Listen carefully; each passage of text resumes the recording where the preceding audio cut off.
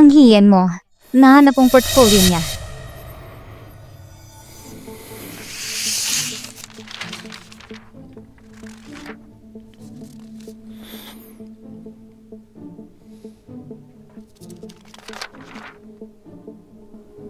Si Lin Xiao ay si Hian?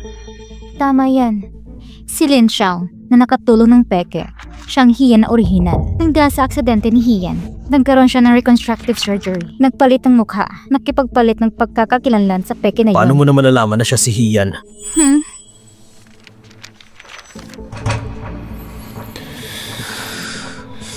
Hindi ako nagdududa. Kamukha niya isang ganap ng kakaibang tao. Ngunit, pinagbantaan niya ang aking doktor. Naiwan ng mga fingerprints sa opisina para makilala siya. Nag-fingerprint matching ako. Sino nakakala na siya si Hian? Naiintindihan ko na. Pagkatapos, tinanong ko isang tao pang suruin muli. Ang pangalan Lin Xiao. Gusto kong makita kung para saan niya ginagamit ang pagkakakilanlan na ito. At kung anong ginawa niya. Walang mga resulta. Susuko na sana. Sa wakas, nahanap ko. May isang tao, kamukhang kamukha niya si Hian. Kaya ngayon, si Lin Xiao ay si Hian? Si Hian ay si Lin Xiao? Tama. Si Lin Xiao, mula pagkabata, ay inampun na isang lalaking nagngangalang Lin Shuiping. Itong mga taon, ang mag-amay palaging umaasa sa isa't isa. Sa kasamaang palad, si Lin Shuiping ay nasa huling yugto ng pagkabigas sa bato. Hindi bababa sa $1,000,000 ang operasyon. Kaya si Hian ang magbabayad sa mamahaling gastos ng paggamot para takutin ang puppet niya. Hayop ka! Wala kang puso! Mapaparusahan ka! Ginoong Yu, nakita na tayo noon. At hindi mo ako naiintindihan. Paumanhin. Ayan, nakabalik na ako.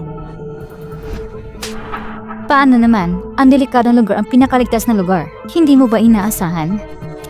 By the way, salamat. Pero hindi ko maiintindihan. Bakit mo binalikan na magulong daanan na to? Hindi mo sinabing mahal mo talaga si Hian. Ngayon, alam mo ba kung nasaan siya? Sige na. Gusto kong makita. Paano mo siya patuloy na mamahalin?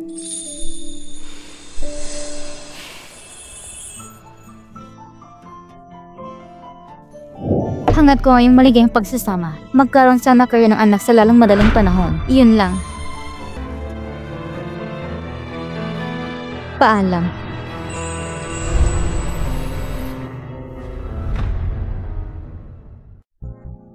Lin Xiao.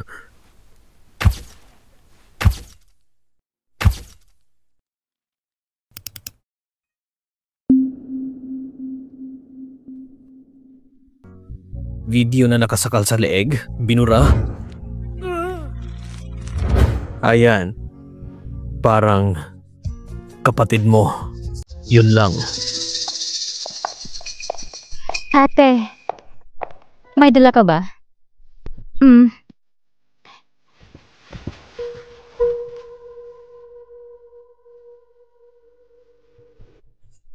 Ay ate, si Yuga, naglinis ng isang gabi.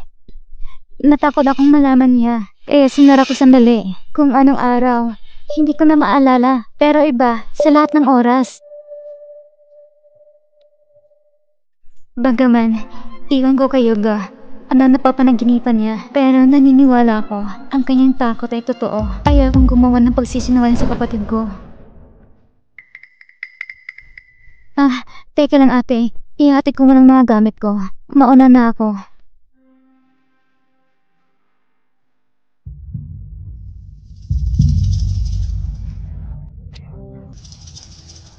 Bigyan mo ako ng baso ng alak.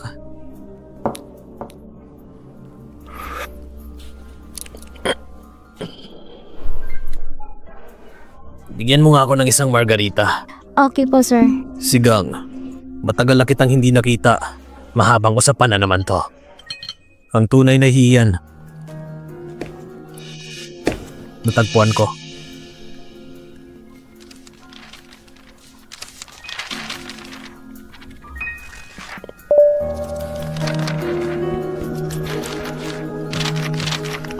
Yuga, gusto mo ba akong tratuhin na parang unggoy? Maniwala ka man o hindi. Nilaro ka ng mga taong ito. Ang peke naging totoo. Gusto mo pa siyang protektahan. Tama. Si Hian at ako ay magkasama bawat minuto at segundo. Nandidiri ako at gusto kong sumuka. Galit ako sa kanya. Naiinis din ako sa sarili ko. Sir, ang margarita mo. Salamat. Huwag mo kong tignan ng ganito. Hindi ko kailangan ng awa ng kahit kanino. Eddie, wag.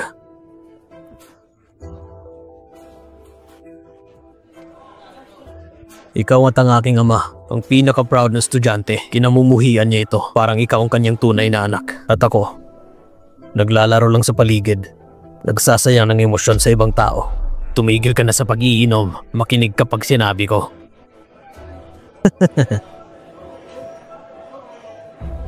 Paano naman yung peke? Anong balak mo? Paano mo to haharapin? Ang kanyang pangalan ay Lin Xiao. Ang totoong pangalan ay Casey. Kapatid sila ni Hian. Hindi ko maintindihan. Si Hiting Xiao, bakit ayaw niya sa biologikal na anak niya? Hindi na mahalaga. Para sa akin, pareho siya ni Hian. Mabuti. Anong gagawin ko? Huwag.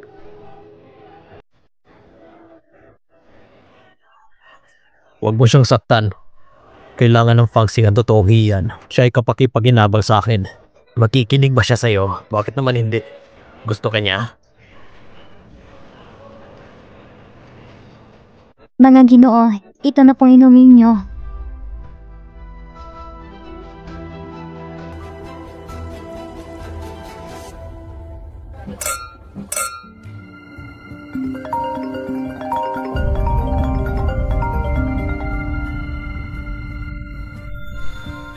Hello? Ayan. Sa wakas nahanap na kita. Sabi nilang lahat patay ka na. Ang iba sabi nila buhay ka pa. Hindi madali para sa akin. Nagtanong ako ng phone number mo. Kaya bigyan mo ako ng isa pang pagkakataon. Huwag na nating palampasin pa. Patawarin mo ako. Okay? Sino ka? Ngayon, pati boses ko. Hindi mo na maalala. Sino ang tong ito? Si Jiang Heng. Ang unang pag-ibig ko. Galing siyang Japan. May inutusan akong magmensahe sa kanya. Ibig mong sabihin, makipaghiwalay ka kay Yuga. Pakasalan mo si Jiang Heng.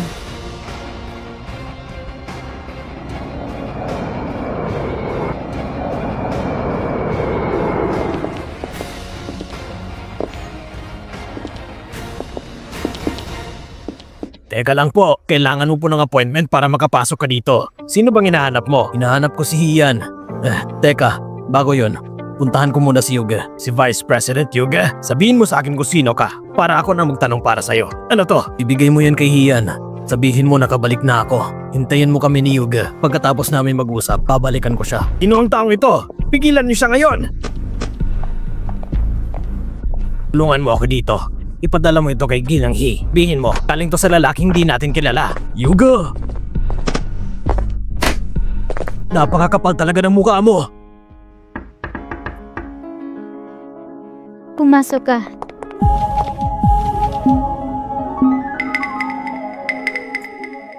Nakabalik na si Jiang Heng. Hindi mo pinaprotektahan si Hian. Muntik na siyang mawala ng buhay. Hindi ka karapat dapat na maging fiancé niya. Si Hian ay hindi dapat binigay sa'yo.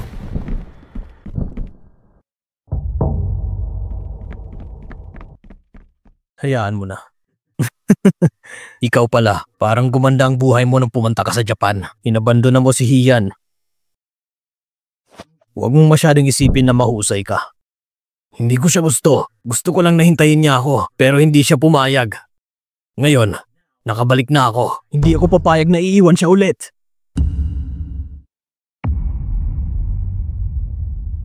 Jiang Heng? Yan.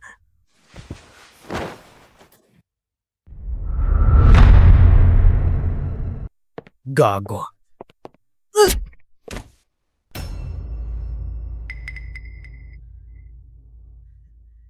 Yuga, natatakot ka ba? Tama. Ngayong nakabalik na ako, wala na bang nangyayari sa inyo niyan? Tama, yan. Anong problema yan? Natakot ba kita? Tama. Tara na. Ayan.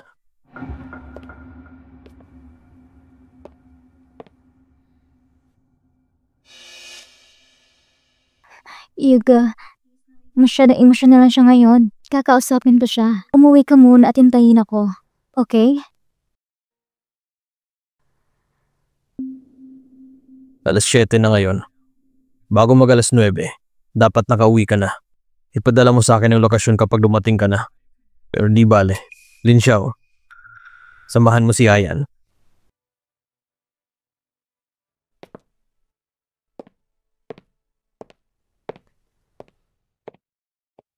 Yan. Ito ay si... Ang mga gusto kong sabihin, ikaw lang ang marunong makinig. Siya si Lin Xiao, assistant ko. Siya rin ang nagligtas sa akin nung naaksidente ako. Tagapagligtas. Mabuti. Tara na.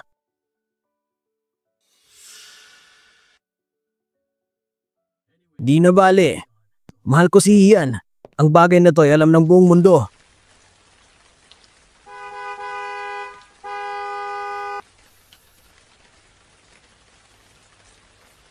Hoy! Marunong ka ba magmaneho? Kalimutan mo na. Sa halip ay lumihis na lang sa bahay. Mas mabuting manatili na lang dito.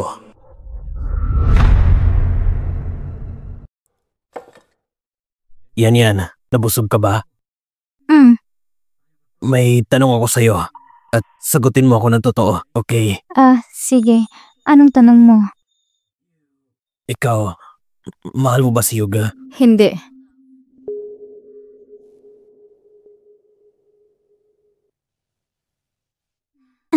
Jiang Heng, anong gagawin mo dito? Ang gusto kong gawin, depende sa sagot sa tanong na yon. O kaya, palitan ko ang tanong. Sabihin mo.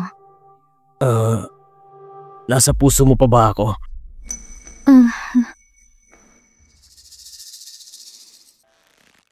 Alam ko kung anong inaalala mo. Engaged na kayo ni Yuga. Malakas ang loob mong mag-alala tungkol sa iba. Paano mo ako nakikita ngayon? Pero bago magpakasal, lahat tayo ay may karapatang pumili. Kung hindi mo siya mahal, dapat iwan mo siya. Magpakatotoo ka, mas mabuti maghiwalay. Ito ay pagiging responsable sa isa't isa. Ang mga bagay na ito ay parang inuming tubig. Yun ang mas mahalaga. Ate, ang swerte mo naman. Sa mundong ito, maraming taong minamahal ka. Kailangan mo ba talagang samantalayan yung taong nagmamahal sa'yo? Ipangako mo sa kanya. Jiang Heng, patawad. Kailangan ko ng oras para isipin ito.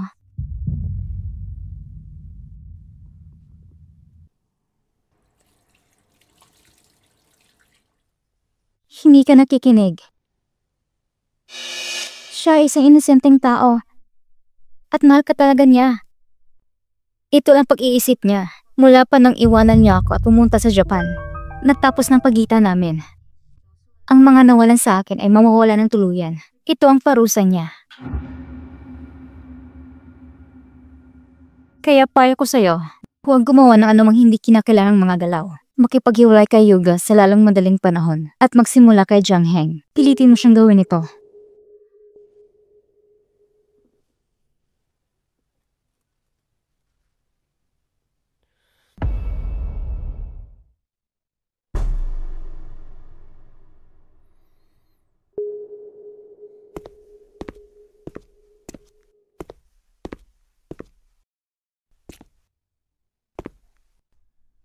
Umuwi ka na.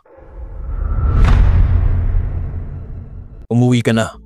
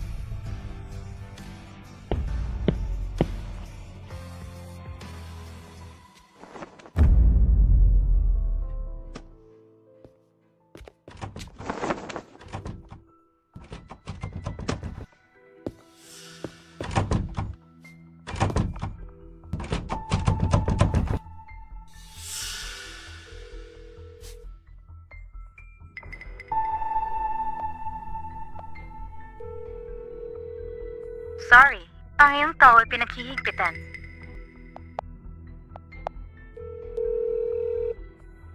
Hello? Hello, Yuga. Bakit mo ako kinulong? Ayaw mo ako makipagkita kay Jiang, hindi ba? Tumawag sa akin ang iyong doktor. Sabi niya na kailangan mo pahinga ng mabuti. Nawalan ka ng malay kanina. Ito ay dahil sa aksidente na nangyari sa'yo. Si Jiang Heng ang nagpapasakit sa'yo. Para sa kapakanan mo, hindi na kayo pwede magkita. Yuga, anong pinagsasabi mo? Ikaw ito nagpaparusa sa akin. Parusa?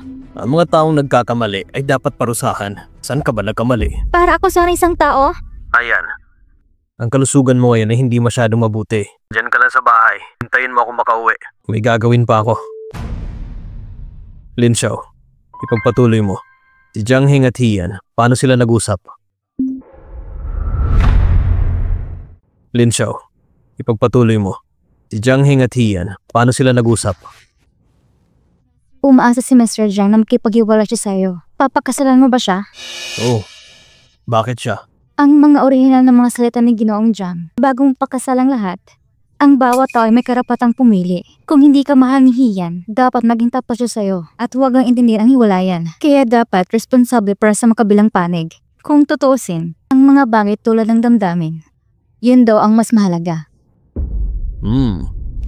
Pero paano ang nararamdaman ko? Si Ayan, dati, kapag magkasama kami, mas masaya. Bagamat tinatanggihan niya ito, pero parang ang mga damdamin sa pagitan namin ay medyo mas maganda bago nangyari yung aksidente. At sa tingin ko, kaya hindi niya tinanggap ang aking proposal kasi sinusubukan niya lang ang aking sinseridad. Ano sa tingin mo? Mr. Yu, hindi yata ako qualified para suriin ang iyong relasyon. Sa totoo lang, bago bumalik si Ayan sa pagka-aksidente, parang may nag-iba sa kanya. Masyado kang sensitibo. Nagkaroon lang siya ng partial amnesia. Magkaiba siya sa dati at sa ngayon. Parang, paano sabihin, mas matyaga, mas cute, at mas madalas magsabi ng kalokohan. At gumagawa ng mga common sense na bagay. Pero ganyan siya. Siya ay hindi inaasahang mas malakas. Naging matapang din. Sa araw-araw na kasama ko siya, sobrang saya ko. Pero may gusto kong tanungin sa'yo. Ang dating Miss He, anong klaseng tao siya? Ang dating Miss He, anong klaseng tao siya? Sinasabi ko sa'yo, dapat hindi mo tumasabi sa kanya. Nagsabi niya, tinatraidor ko daw siya. Magkakatiya ka. Ang dating siya, sa 4 na salita, layuan mo. Ma-pride, malaya, walang kailangan, pati na ako. Hindi ka niya kailangan? Bakit magkasama kayo? Dahil ito sa pagkamatay ng ama niya, nasaktan siya ng sobra. Nangyari lang ang presensya ko ay maaari ito makagambala sa kanya. Nung magkasama kami, hindi niya iniisip ang tungkol dito. Pero nasanay na ako pagkatapos. Mabuti na to para sa kanya. Yun lang. Meron ding binangungot ako ng isang gabi. Pagkagising ko, aksidente ko siyang nasaktan na halos sakalin siya hanggang mamatay. Pero hindi niya ako sinisisi. Mas maalaga siya ngayon. Mas nagmamalasakit siya sa damdamin ko. Ano? Pero sa video, hindi ko nakita. Maaari bang? Kagabi, naglinis si Eugen ng mag-isa. Natatakot akong malaman niya. Kaya sinara ko agad. Pero meron yung iba. At sa gabing yun, sinamahan niya ako hanggang madaling araw. Kaya Lin Xiao, sabihin mo, mahal niya ba talaga ako? O hindi niya pa rin ako mahal? Tungkol sa kung ano mga tinatanong ni Jiang Heng, paano naman siya sumagot? Sabi ni Miss He, pag-iisipan niya daw. Mr. Yu, kung wala ka ng tanong, aalis na ako. Bilang karagdagan, illegal mo ikinulong si Miss He. Gumagawa ka ng isang krimen. Kung umabot ng 3 araw, hindi ko pa makita si Miss He. Pasensya ka na lang. Tatawag ko ng pulis.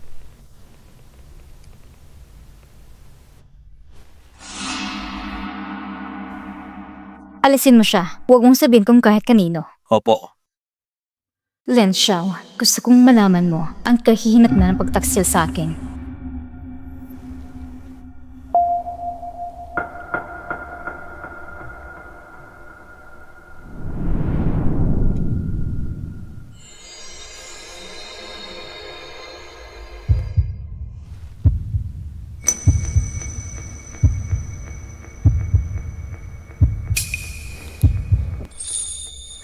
Nakabalik ka na. Gutom ka na ba? Heto na. Kainin mo habang mainit pa. Hindi pa kita nakitang magluto. Ang sarap. Kumain ka pa. Pagkatapos ng kumain, mamasyal tayo. Gusto mo bang tumakas? Bakit naman ako tatakas? Ito 1,000,000. Isipin mo na lang humihingi ako ng tawad. Narito ang 1,000,000. Ibibigay ko sa'yo para panghingi ng tawad. Ano? Ang 1,000,000? Hindi ba mabibili ang ngiti ng isang kagandahan? Kaya, ito. Ano? Patawad, tatay. Kahit sa perang ito, kaya na kitang ipadala sa ibang bansa at sa pinakamahusay na hospital para sa paggamot. Hindi ko kayang pagtaksilan ng kapatid ko. Ayan. Para sa'yo. Kaya kong ibigay ang lahat. Hanggat manatili ka sa akin. Ate, mahal ka talaga ni Yoga. Gusto kong hanapin ang katotohanan na hindi siya mamamatay tao. Ibalik ko siya sa iyo sa lalong madaling panahon kung hindi ako. Bakit ang pula ng mukha mo?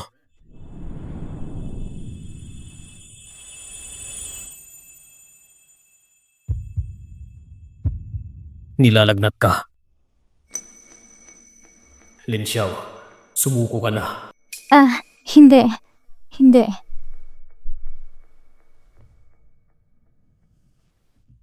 Walang katumpas na halagang kaligayahan ko. Walang halaga ng pera ang makakabili nito. Basta kumain ka sa oras at umuwi sa oras, sobrang saya ko na.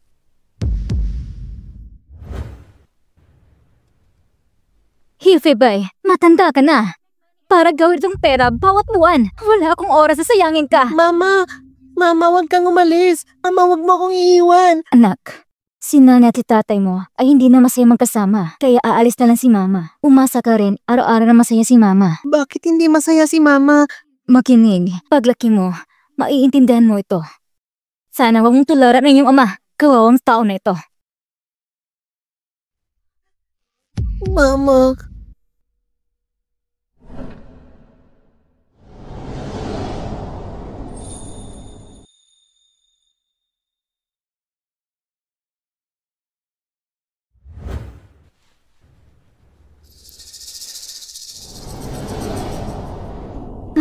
Umuulan. Tara.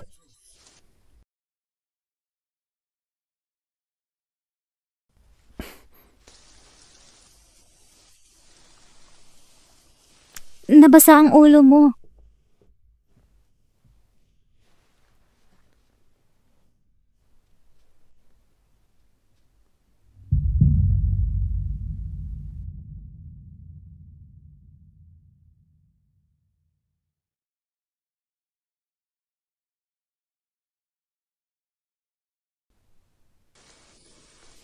Ano yun?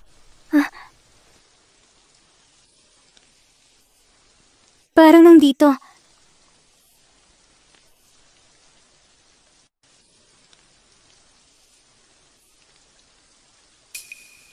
Hindi mo ito ng may-ari nito. Ayos lang.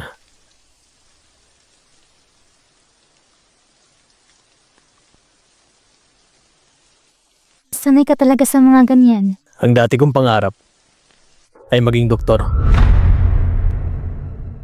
Kung ganun, bakit hindi mo tinuloy? Hyuga, ano ba? Ano bang iniisip mo? Bobo ka ba? Tignan mo si Sigang. Sa bawat pagsusulit, nakuha niya ang buong marka. At ikaw, napakasimpleng test paper. Hindi mo kayang kumasa sa ganitong pagsusulit? Gusto mo pa talaga mag-aral ng medisina? Sana matutunan mo to. Walang kwenta. Wala ka talagang halaga.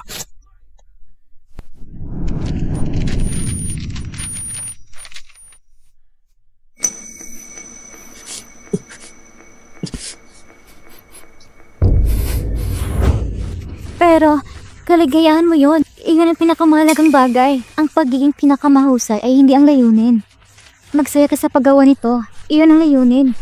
Kung ganon, hindi masaya ang ama ko. Huwag ka na mag-aral ng medisina. Magbago ka na. Wala nang makakalampas pa kay Sigang. Huwag mong hayaang pagtawanan ako ng ibang tao. Ang anak ni Yuffie Bai ay hindi kasi galing na sarili niyang mga estudyante. Mga bagay na hindi mo kayang gawin. Huwag mo lang ulitin. Wala kang karapatang pumili. Naintindihan mo? Paano ko ipipilit ko? Naglakas loob kang sagutin ako? Pagkatapos kitang alagaan para mabigay ang buhay nito. Ang buhay mo. Hindi ka magpapasaya.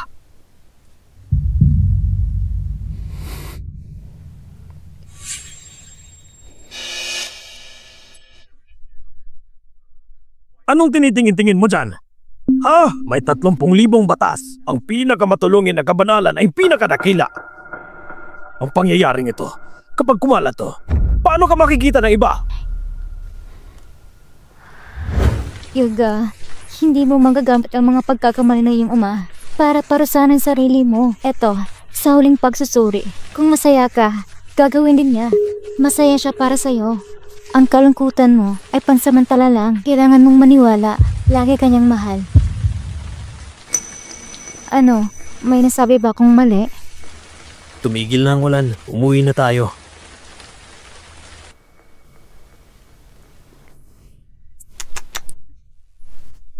Inampunan natin ito. Bigyan natin siya ng pangalan.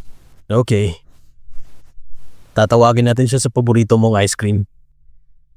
Mahilig sa ice cream ang kapatid ko.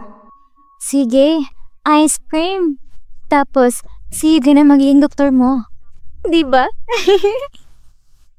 Ice cream.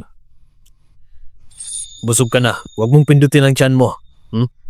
Napakaamoy niya sa mga kuting. Ang pangarap ko ay mahalin na isang anghel na katulad niya.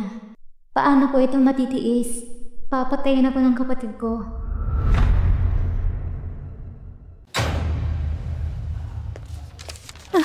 Dok, nasaan ang tatay ko? Alam mo ba?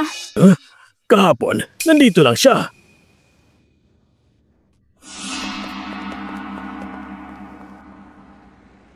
Hello, ate. Biglang nawala ang tatay ko. Tinanong ko sa monitoring. Bigla rin daw ito nasira.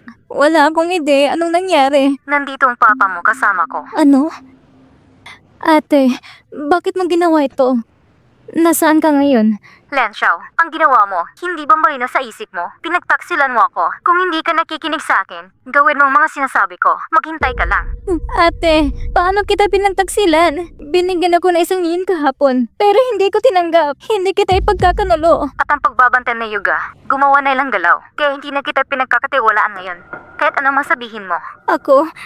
Hindi na malalang dahilan. Di ba? Limitadong pasensya ko.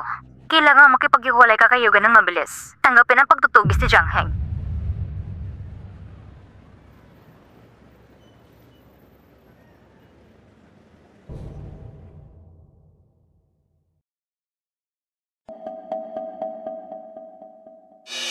Anong meron? Yuga, hiwalay na tayo.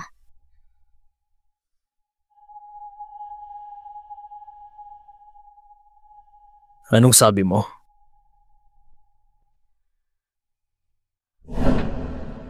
Yuga, hindi ko pa kayang alalahanin ang mga alala sa pagitan natin. Wala nang ibang paraan para mahalin ka ulit. Ang pagmamahal ko, di mo nararamdaman bago ako nagka-amnesia. Wala na akong sinseridad sa'yo. Patawad. Maghiwalay na tayo. Maghiwalay na tayo.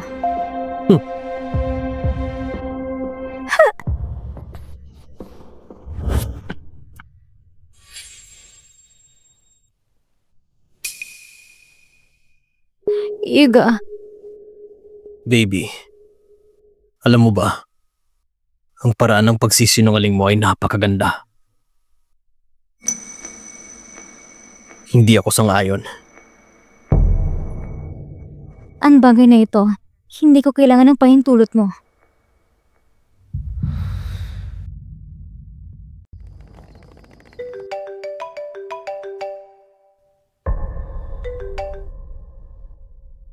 Narinig mo na, nakipag-iwalay ako sa kanya. Kaya ngayon, Maaari mo bang sabihin sa akin kung nasaan ang aking ama? Hindi pa sapat. ano pa ang gusto mo? Gusto kong matulog ka kay Jiang Heng. Ayoko. Bakit? nakipag-sex ka kay Yuga. Pero hindi pwede kay Jiang Heng. Ang lakas ng loob mong sabihin na hindi ka interesado sa kanya. Ayoko. Kasi si Jiang Heng, Ay taas puso sa'yo. Len Xiao, sa iyong mga mata, si Yuga ay isang mabuting tao. Mahal ka niya. Paano? Kasi humga ka sa kanya. Ginawa ko ito para sa pera. Para sa tatay ko. Ngayon, may pagkakaiba ba? Nasa kamay ko pang tatay mo. Kailangan mo pa ng pera para sa pagpapagamot. Kailangan ng dialysis ang tatay mo bukas. Masyadong matagal na ito. Gawin mo na lang para sa sarili mo.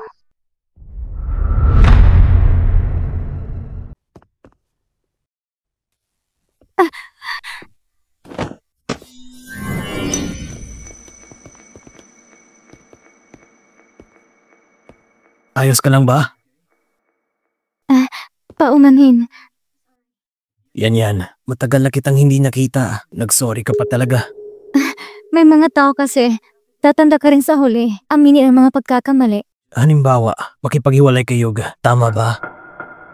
Magsisimula na ang pelikula. Mauna na tayo.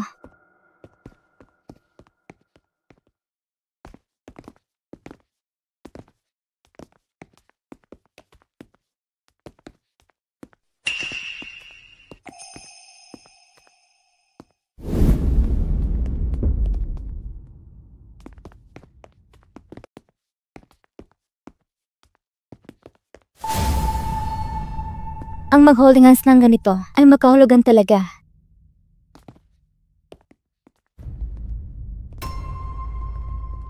Pupunta muna ako sa banyo. Hintayin mo ako dito. Nakikita kong madilim ang ilaw, kaya sasamahan na lang kita. Di bale, unisex naman yung banyo eh. Hindi na ako bata, kaya kong pumunta mag-isa. Sige.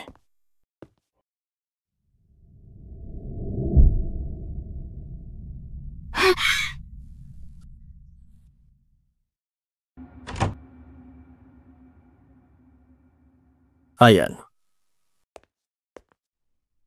Hindi ako pumayag na makipaghiwalay, tapos lumabas ka kasama si Jiang Heng. Ano ito? Panloloko. Wala itong kabuluhan. Ikaw ang fiancé ko. Sabihin mo, ngayon kailangan ko pang magsalita ng palihim? Bakit wala itong kabuluhan? Hindi mo ko kayang bitawan. Hindi ako ang fencing group. Sa mga mata mo, isa akong kontrabidang naghahanap ng tubo. Maaaring gawin mas komportable ka. At ikaw ang maisip kung anong gusto mo. Tumingin ka sa akin at sabihin ito. Anong nangyayari? Kailangan mo kong tignan para sabihin mo ito sa akin. Kailangan mo kong tignan para pakawalan kita.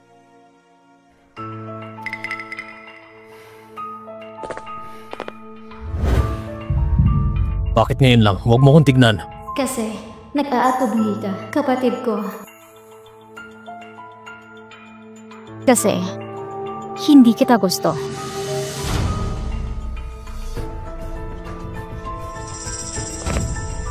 Yan.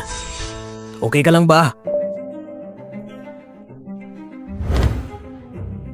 Yan. Nandyan ka pa ba? Hindi pa ako tapos. Okay, matagal na kitang pinagmamasdan. Hindi ka pa lumalabas dyan. Akala ko tuloy may mali sa'yo.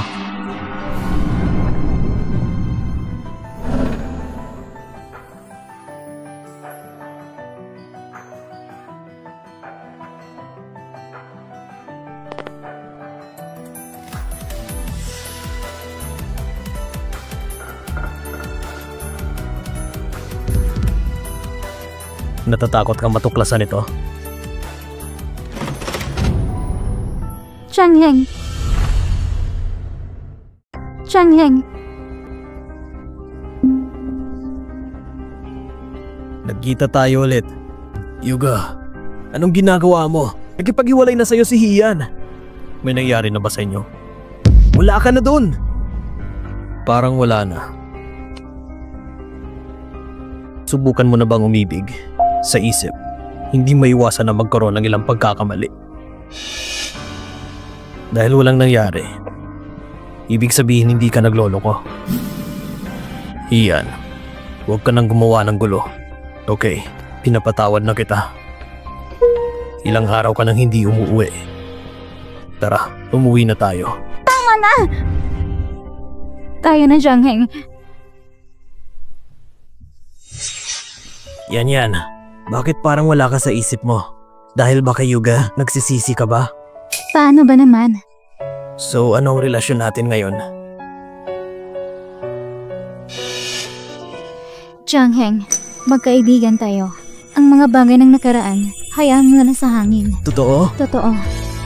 Pero yan. Maaari mo bang sabihin sa akin, bakit nagbago ang isip mo? Kasi... dahil hindi kita malimutan. Si Yuga, ang kalaro ko lang kapag naiisa ako. Yun lang. Yun. Sasamahan mo ako ngayong gabi, okay?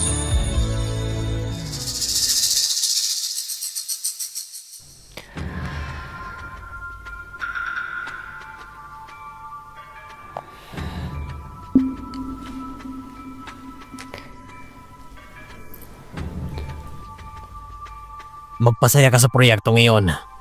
Mabuti.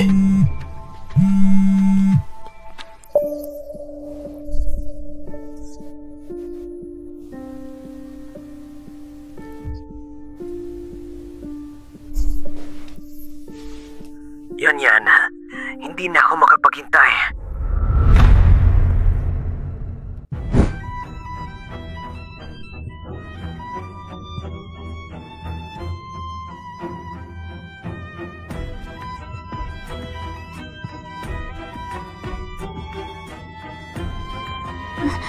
Huminahon ka.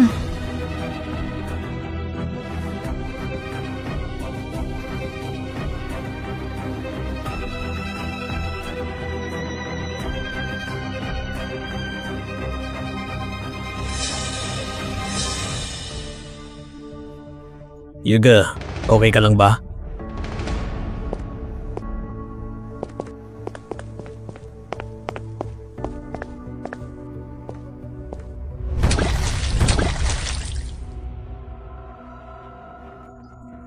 Anong nangyayari? Hindi niyo ba pinag-usapan ng babaeng yon? Gusto mo na siya? Oops. Kailangan ko ng palitan ng telepono ko.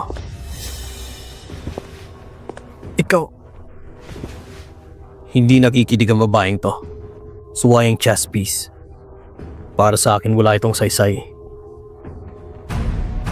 Ikaw ang magdesisyon. Sige.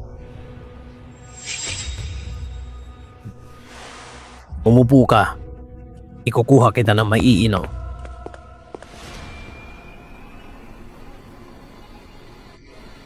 Ito, tanggapin mo, Long Island Iced Tea. Kung hindi malulutas, dadagdagan ko ng tasa. Salamat.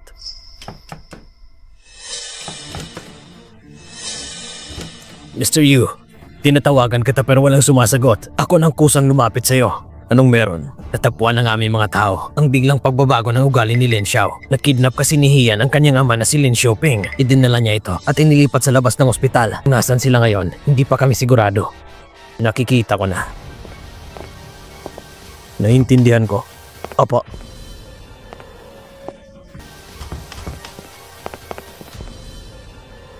Ang mga salita kanina, kunwari lang hindi ko sinabi yon. Yuga, kahit na pinilit siya, pupuntahan mo pa ba? Nalilito ka ba sa kanya? Di bale.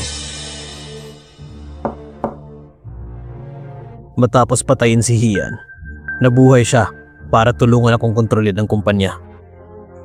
Ang mga dating kampo ni Hiting Xiao, itong pinakabababang gastos para gamitin ang pinakamalaking benepisyo. Kung ganon, bakit hindi mo nagawa makipaglaro sa kanya noon? Kahit kapatid niya si Hian, pero matagal din silang hindi nagkakilala. Makatarungan lang ang relasyon nila dahil sa ama ni Lin Xiao para mapanatili ang medikal na panggastos. Kung anong kayang ibigay ni Hian, kaya mo rin. Bakit kailangan mo pa talaga makipaglaro sa kanya para umiwas? Malapit na siya sa pakay ko para matulungan si Hian na makuha ang ebidensya sa aking tangkang pagpatay. Sa mga mata niya, isa akong kriminal. Bukod sa bago mo hiniling ang mga bagay na gawin ko para sa iyo. Hindi ito 100% perpekto. Mag-ingat pa rin. Hanggat ang pera ay nasa lugar. Kahit nakilala ka niya, paano kung nakapatay ako ng tao? May kinalaman ba ito sa kanya? May pakialam ba siya?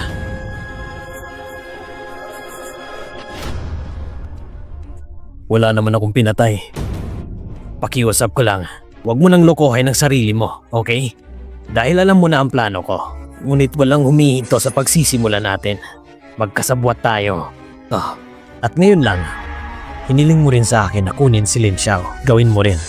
Sabi mo wala kang pinatay. Pagkaroon ka naman ng kahihiyan. Paano? Huwag ka na magsalita. Ang babae, hindi ito mabibili ng pera. Pero para sa kanya, anong mas mahusay kesa sa kanya? Mas mahalaga ang buhay ng ama niya, di ba? Kaya Yoga, sa tingin ko, ang problema ngayon ay hindi siya. Higit sa'yo. Ano ang gusto mo? Ako? Ipaghihiganti ko ang aking ama. Pagkatapos ay babawiin ko ang Fangxing na galing sa kanya. Ililipat ko ang Fangxing at huhukayin ko mga buto niya. Anong mangyayari pagkatapos mong gumanti? Pagkatapos ng paghihiganti? Wala akong ideya.